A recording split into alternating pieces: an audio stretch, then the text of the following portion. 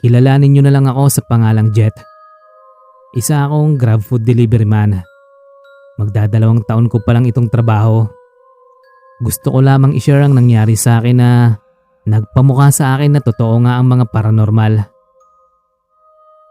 Buwan ng July noon, gabi yon at kasagsagan pa ng ulan. Pero hindi ako nagpapigil. Trabaho kong trabaho. Magde-deliver ako ng pagkain sa Pasig. Hindi naman yun kalayuan sa pinanggalingan ko, kaya pinatos ko na agad. Nang makuha ko na ang order ng receiver, agad akong bumiyahe papuntang location. Dahil medyo tago na yung pagde-deliveran ko, kaya nahirapan akong maghanap ng address. Tumagal ako ng halos 15 minutos sa kakatanong ng kakatanong. Wala na kasi sa Waze yung street na sinasabi sa address. Kinakabahan na ako kasi sobrang late na ako. Matapos ang siyam-siyam, natagpuan ko rin yung tinuturong bahay ng mga napagtanungan ko. Sa labas pa lang, halata na agad na lumang-luma na yung bahay. Medyo kalawangin na rin yung gate. Tapos sira pa yung doorbell. Pumasok na ako sa loob kasi may karatulang nakalagay sa gilid ng pinto. Ang sabi sa karatula, "Grab food, pakilagay na lang sa lamesa." Natawa na lang ako nang mabasa ko yon. Bago ako pumasok sa sala ng bahay na yon, may nakita akong banga sa gilid ng pinto. Yung banga na parang lalagyan ng barya. Medyo pakialamero kasi ako, kaya sinilip ko kung may barya sa loob. Pagsilip ko ay nabahing ako dahil abo pala ang laman ng banga. "Bakit mo pinapakialaman? Hindi mo ba binasa yung nakalagay sa karatula?" Nagulat na lang ako nang marinig ko yung boses na yon nang bumukas yung pinto. Matandang lalaki yung bumungad sa akin na nakaupo sa wheelchair. "Sorry ho," tanging sabi ko. Mabilis kong inilapag ang order niya sa mahabang lamesa sa sala. Yung tingin sa akin ng matanda, parang napakalaki ng kasalanan na nagawa ko. Binayaran niya ako, pero ramdam ko sa pagbagsak niya ng pera sa kamay ko na galit siya. Hinayaan ko na lang kasi matanda na. Nahihiwagaan lang talaga ako kasi siya lang ang mag-isa doon. Napapaisip din ako kung sino ang nag-order sa online ng pagkain niya. Noong kaharap ko kasi siya, ay parang hindi naman niya ako nakikita. Nakauwi naman ako ng maayos noon. Settled ang order ni Lolo, kaya wala akong naging problema. 4 na araw pagkatapos noon, nakaranas na ako ng mga hindi pangkaraniwan. One time, habang nasa biyahe ako, naramdaman ko na lang na may nakaangkas sa likuran ko. Bigla kasing bumigat sa likod. May konti pa kasing space doon. Sandali akong tumigil sa gilid. Pagtingin ko sa box na pinaglalagyan ko ng mga order, nakayupi na siya. Nagtaka ako kung papaanong nangyari yon. Wala naman akong inangkas na kung sino para mayupi yung box. Pag-check ko ng mga pagkain sa loob, nagkanda tapon-tapon na yung drinks. Sobrang bad trip ako nun. Pero sa isip-isip ko, alam ko talagang may kakaibang nangyari nung gabing yon. Nang makauwi ako sa amin, humiga na lang ako agad sa kama. Wala akong ganang kumain dahil sa inabono ko. Habang nagsiselfone ako, naramdaman ko na may tao sa kabilang side ng kama. Humarap ako agad pero wala naman akong nakita. Akala ko nung una ay yung pamangkin ko lang yon na mahilig mang trip. Sumilip ako sa ilalim ng kama pero wala akong nakita. Napapailing na lang ako kasi palagay ko guni-guni ko lang. Hindi ko na namalaya na nakaidlip na pala ako ng mga sandaling yon. Nagising lang ako nang parang may humihila sa paa ko pababa ng kama. Pagdilat ko ng mata ko, kalahati na ng katawan ko ay wala na sa kama. Napabangon ako agad. Ramdam ko pa sa paa ko na may hapde. May mga sugat na parang may bumaon na kuko. Tumingin ako sa orasan at nalaman kong 3:00 na ng madaling araw. Malabong pamangkin ko pa rin ang nagtrip sa akin kasi maagang natutulog ang batang yon. Lumabas ako ng kwarto ko para kumain sa baba. Ewan ko po, Sir Van, Nasa loob ako ng pamamahay namin pero pakiramdam ko may ibang taong nakamasid sa akin. Sa kalagitnaan naman ng pagkain ko, may nasagi yung pa ako sa ilalim ng lamesa. Napahinto ako sa pagnguya. Dahan-dahan kong sinilip sa ilalim ng lamesa kung ano yon. Laking gulat ko na lamang nang may makita akong paa ng babae na naroon. Sa takot ko napamura ako ng malakas. Dahilan para mabulabog sila papa. Nagsilabasan sila sa mga kwarto nila. Tameme lang ako noon at tulala. Hindi ko agad na ikwento sa kanila ang nangyari dahil masyado akong nabigla. Nang mahimasmasan ako, ay saka ako sinabi sa kanila lahat. Napag-isip-isip ko rin kung ano nga ba ang pinagmulan ng pagpaparamdam na yon. Kaya kinabukasan ng tanghali, nagpasya ako na balikan yung umorder na matandang lalaki. Malakas ang kutob ko noon na may kinalaman siya sa nangyari sa akin. Pagkatapos ng halos 15 minutong paghahanap sa bahay na yon, ay nakarating din ako doon. Pumasok na ako agad sa gate. Nakasarado yung pinto kaya tinulak ko na lang. Pero walang katao-tao. Nandun pa nga yung dinala kong pagkain sa matanda. Ilang saglit lang, may tumawag sa akin sa labas ng gate. Isang tanod na rumuronda nung tanghaling yon. Tinanong niya ako kung anong ginagawa ko ron. Nagdahilan na lang ako na nag-deliver ako ng pagkain sa matanda. "Sure ka?" tanong sa akin ng tanod. Base kasi sa kanya, matagal na raw abandonado yung bahay na yon. Bago ako makapunta doon, mga 5 buwan na palang walang nakatira doon. Nang tanungin ko kung bakit, sinabi ng tanod na pinasok daw yun ng mga magnanakaw. Napatay yung matandang lalaki. Tapos yung anak naman daw nun na babae, napatay din dahil lumaban. Nanayo ang mga balahibo ko nung mga sandaling yon. Tinuro pa nga sa akin ng tanod yung banga. Inilagay na lang daw ng punerarya yung abo ng babae sa pinto kasi wala namang tatanggap. Yung abo naman ng matanda, wala na dahil unang nabasag yung banga. Pagkaalis ng tanod, lumapit ako sa abo ng babae at humingi ako ng paumanhin. Pagkatapos ay natataranta akong lumabas ng gate. Hindi ko naman inakala na yung order pala na yon ay order pala ng mga taong patay na.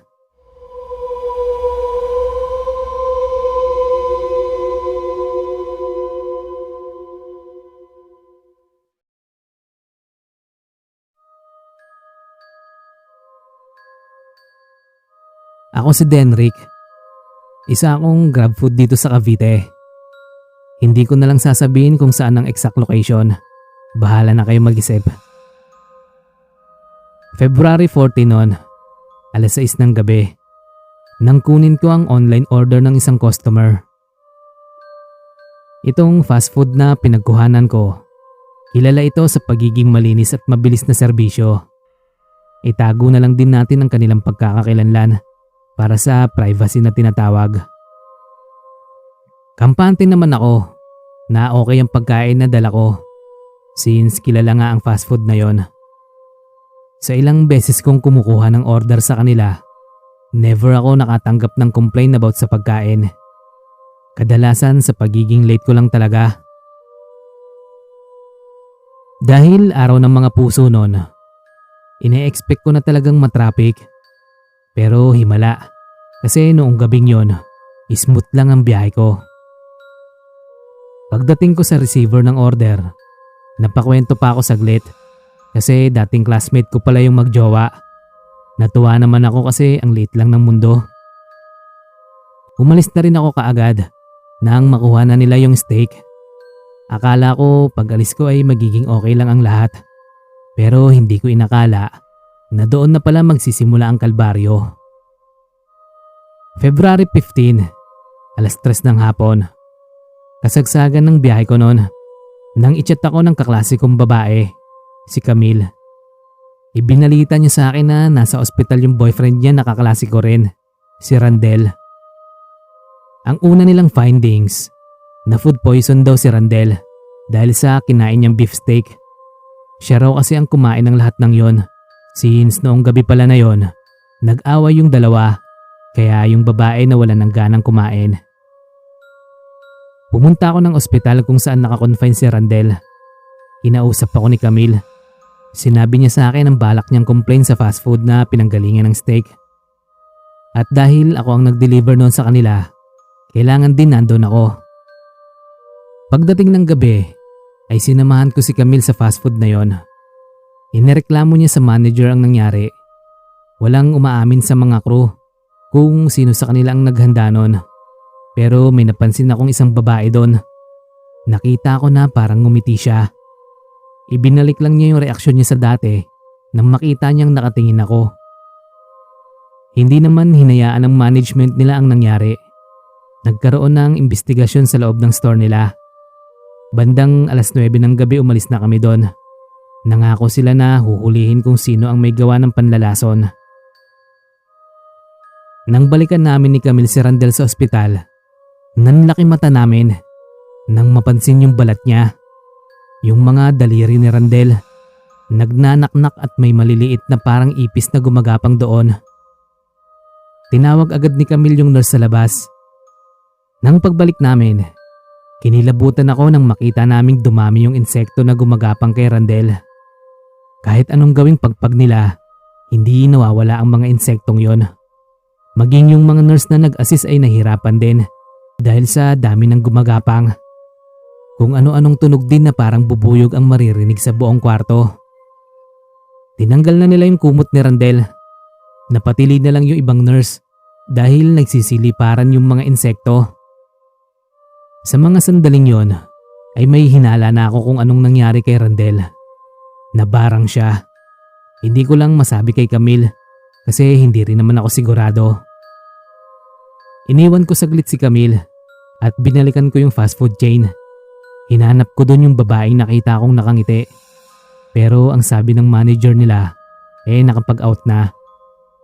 Sinubukan kong hingin ng address pero ayaw nilang ibigay. Confidential kasi talaga ang information ng mga empleyado. Sa parehong gabi, inilabas sa ospital si Randel ng pamilya niya. Tulad ko, hinala rin nila na nabarang nga siya.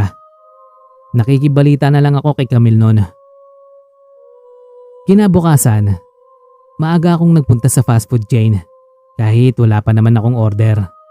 Inabangan ko yung babae na itago na lang natin sa pangalang Janice. Malakas talaga ang kutob ko na siya ang nag-prepare ng steak nila Randel. Nakita ko siyang pababa ng jeep. Lalapitan ko sana siya pero bigla na lang siyang tumakbo. Mabilis siyang nawala sa paningin ko. Magmula noon, hindi na raw siya pumasok. Nang puntahan ng manager nila sa tirahan, sabi ng landlord ay umalis na. Sa pagkawala ng responsableng babae sa pambabarang kay Randel, mas lalong lumala ang kalagayan niya. Nang dumalaw ako sa bahay nila Randel, ginagamot siya ng albularyo na galing pang Quiapo. Pinipigilan kong hindi masuka sa itsura ni Randel. Marami siyang bukol sa katawan, tapos may lumalabas na mga insekto. Hindi na makausap si Randel dahil sa pamamagari ng mukha niya. Kinikilabutan ako habang pinagmamasdan ng kalagayan niya. Hindi ko inakala na ganun pala ang itsura ng taong binarang. Parang nagnanaknak ang katawan at pinamumugaran ng mga insekto. Maraming ginawa ang albularyo kay Randel. Kung ano-anong halamang gamot ang pinainom sa kanya. Sa pamamagitan ng dasal, unti-unting gumaling si Randel. Nawawala ang mga insekto sa katawan niya. Base sa albularyo, baguhan pa lang ang bumarang kay Randel, kaya madali lang niyang napalayas ang mga insekto. Makalipas ang 1 linggo, nagagawa ng makapagsalita ni Randel. Dito na niya naikwento sa amin na napapanaginipan niya yung babae at kung saan ito nakatira. Para makumpirma, agad na nagpagalaw ng pulis ang pamilya nila. Pinuntahan nila sa Pasay ang babae dahil base sa panaginip ni Randel, doon yung nagtatago. Pero pagdating nila sa kwarto ng babae, bangkay na ang bumungad sa mga pulis. At ang pinakamasaklap na natuklasan nila, namatay ang babae sa pambabarang. Nilalamon ng mga insekto ang katawan niya habang nakahilata sa kama. Nangyari yon dahil bumalik ang pambabarang na ginawa niya kay Randel. Dahil sa nangyaring yon, sinisiguro ko munang matino at maayos ang naghahanda ng mga pagkain na ide-deliver ko. Dahil ayoko nang maulit pa ang karumal-dumal na nangyari sa dati kong kaklase na si Randel.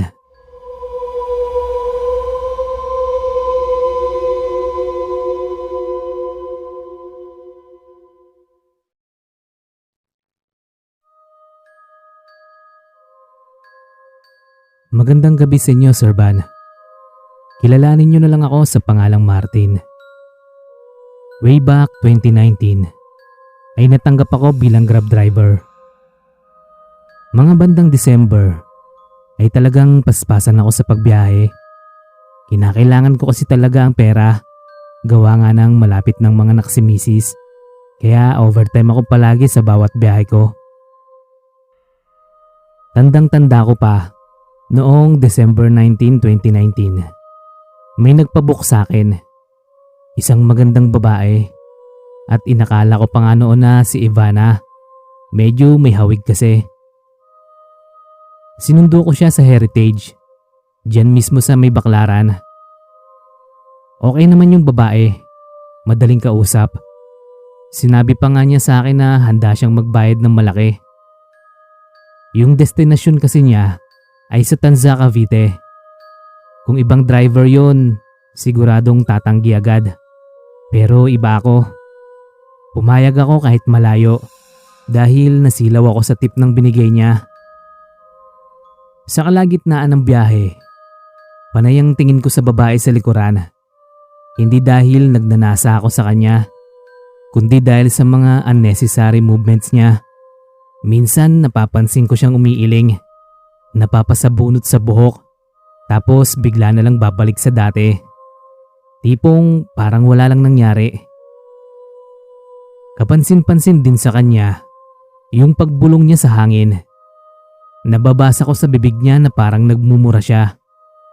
Gusto ko sanang tanungin yung babae kung ayos lang ba siya. Ang kaso sa tuwing magtatama ang tingin namin ay natatakot ako sa kanya. Masama kasi siyang tumingin, tapos maya-maya lang biglang ngingiti naman. Nakakalito talaga ang ugali ng babaeng yon. Kaya nag-focus na lang ako sa pagmamaneho. Makalipas ang halos kalahating oras, ay narinig kong may kinakausap na sa cellphone ng babae. Noong una ay ayos pa ang usapan nila. Pero kinabahan ako nang marinig ko ang mga sumunod na sinabi niya, Sir Van. Na-chop-chop nyo na ba? Sige, isako nyo na. Sabay tapon nyo sa Ilog Pasig. Sabi ng babae na parang sanay na siyang iutos ang ganon. Hindi ko tuloy maiwasang mag-isip ng kung ano-ano nung mga oras na yon. Kaya nang makakuha ko ng tiyempo, tinanong ko yung babae sa pabirong paraan. Ma'am, sino po ba ang kikitain niyo sa tansa? Tumingin sa akin ng seryoso ang babae. Napalunok ako ng laway dahil sa kaba. Tamang paranoid lang ako noon na baka bigla na lang niya akong gilitan sa leeg. Hindi sumagot ang babae. Ngumiti lang siya sa akin ng nakakaloko. Hinayaan ko na lang din siya dahil baka kung ano pang mangyari kapag nakulitan sa akin. Katahimikan ng namayani sa loob ng sasakyan ko. Balik sa dating gawi yung babae. Kung ano-anong ginagawa na parang isang batang nagmamaktol. Kutob ko sa babae ay baka meron siyang problema sa pag-iisip. Maya-maya pa, Sir Van, may kinausap na naman siya sa cellphone. Sinisigawan niya yun nasa kabilang linya. Paulit-ulit niyang sinasabi na i-dispatch na ang babaeng nagngangalang Melissa. Nung mga oras na yun ay inisip ko na lang na baka nasa isang prank lang ako. Na baka vlogger ang isang yon at pinaprank lang ako. Pero hindi. Lahat ng nangyayari nun ay totoo. Nagdadasal na lang ako na sana walang gawing masama sa akin ng babae. Mahigit isang oras ang nakalipas. Nakarating na rin kami ng Tanza. Wala naman gaanong traffic kaya mabilis lang ang biyahe. Inutusan niya akong iliko ang sasakyan sa isang kanto. Diniretso ko yon hanggang sa Puro talahiban na lang ang nadadaanan namin. Tagaktak na ang pawis ko nung mga sandaling yon. Pakiramdam ko mamamatay na ako. Ganun na ganun kasi ang mga napapanood kong biktima ng karnaping. Pinahinto niya ako. Bago siya lumabas ng sasakyan, ay nag-abot siya sa akin ng pera. Ibabalik ko pa sana ang sukli, kaso bigla na lang siyang tumakbo palabas ng sasakyan. Huminto lang siya nang makita kong may nasalubong na dalawang lalaki. Nakabonet ang mga yon. Aalis na sana ako, pero nagulat na lang ako nang biglang pinagsasaksak ng dalawa yung babae. As in, tinadtad nila ng saksak hanggang sa hindi na gumagalaw. Hindi pa nga sila nakontento dahil sinaksak ulit nila kahit nakahandusay na. Saka ko lang naisipang paandarin yung sasakyan nang tumingin na sila sa kinaroroonan ko. Pinaharurot ko agad paalis ang sasakyan. Nanginginig ang kamay ko habang nakahawak sa manibela. Hindi ko alam ang gagawin ko nung mga oras na yon. Pakiramdam ko noon ay naging parte ako ng isang krimen. Sa sobrang takot ko na madamay, ay nanahimik ako. Hindi ako nakapagsumbong sa pulis. Inaalala ko rin ang mag-ina ko. Ayaw kong mapahama kami. 3 araw akong hindi bumiyahe dahil doon. Nang maglinis ako ng sasakyan ko, may nakita akong ID na naiwan sa backseat. Pagtingin ko sa picture, nanlaki ang mata ko. Kasi yun ang babaeng naging pasahero ko. Ang ipinagtataka ko pa, Melissa rin ang pangalan niya. Hindi ko lang maintindihan kung yung Melissa na pinapaligpit niya ay siya rin ba yun o ibang tao. Parang ang nangyari kasi pinaligpit niya ang sarili niya. Ilang araw akong nakonsensya, Sir Van. Hindi ako makatulog ng maayos dahil paulit-ulit na pumapasok sa panaginip ko yung babae. Kaya nagpadala ako ng mensahe sa mga pulis tungkol sa nangyari.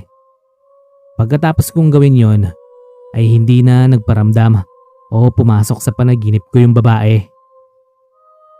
Hanggang ngayon, Sir Van, napakagulo pa rin para sa akin ang lahat. Hindi ko alam kung bakit siya pinatay ng mga lalaki at kung sino ba talaga siya. Basta ang alam ko lang, malinaw na krimen ang nasaksihan ko. Pagkatapos manganak ng asawa ko, nag-resign ako bilang Grab driver dahil sa insidenteng yon. Naghanap na lang ako ng ibang trabaho kaysa naman maulit pa ang bangungot na naranasan ko.